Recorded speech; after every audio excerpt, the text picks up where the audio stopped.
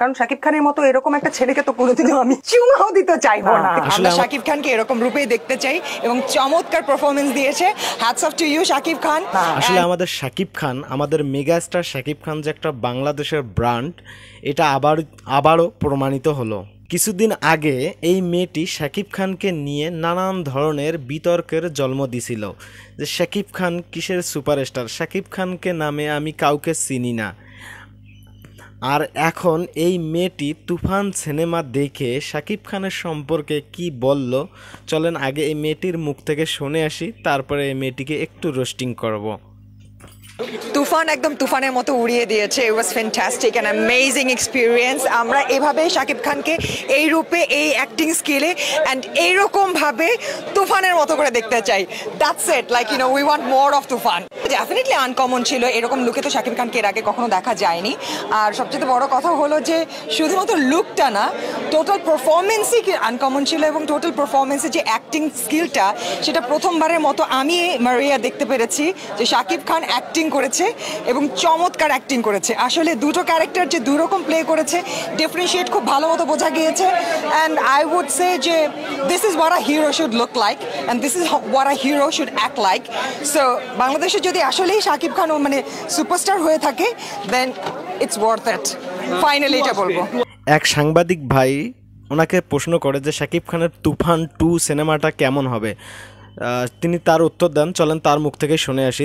Very very very excited, but এটা নিয়ে আবার একটু শঙ্কিতও আছি, বিকজ যতগুলো ফিল্ম আমরা দেখেছি যে ফার্স্ট পার্ট হয়েছে, তারপর সিকোয়েল বেরিয়েছে, সিকোয়েলগুলো কিন্তু খুব বেশি আশানুরূপ হয় না, সিকোয়েলগুলো একটু ডাউন হয়ে যায়। বাট হোপিং, ফিঙ্গার্স ক্রসড, যে তুফান 2টা আরও মারাত্মকভাবে আসবে, কারণ এন্ডিংটাই বুঝিয়ে দিয়েছে যে তুফান 2তে আরও মারাত্মকভাবে তুফান হওয়ার চান্সেস আছে। So I am hoping for the best.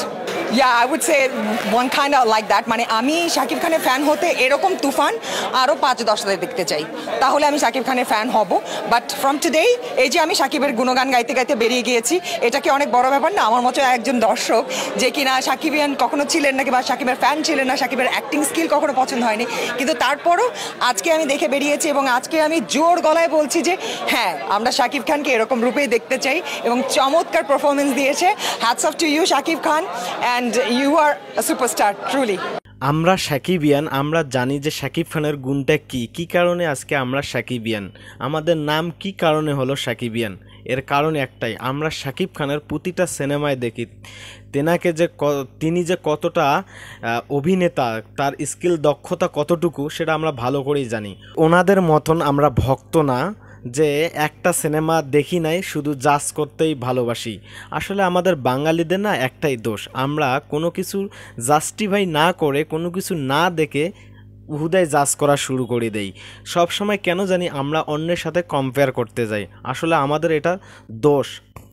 তো যাই হোক, তুফান সিনেমাটি অনেক ভালো ব্যবসা করুক। আর আমরা যে সাকিবিয়ান, এখন আমাদের অনেক গর্ব হচ্ছে যে লো ক্লাস থেকে শুরু করে আপার ক্লাসের সকল দর্শক এখন শাকিব খানের ভক্ত। সবাই ভালো থাকবেন, সুস্থ থাকবেন, গুড বাই।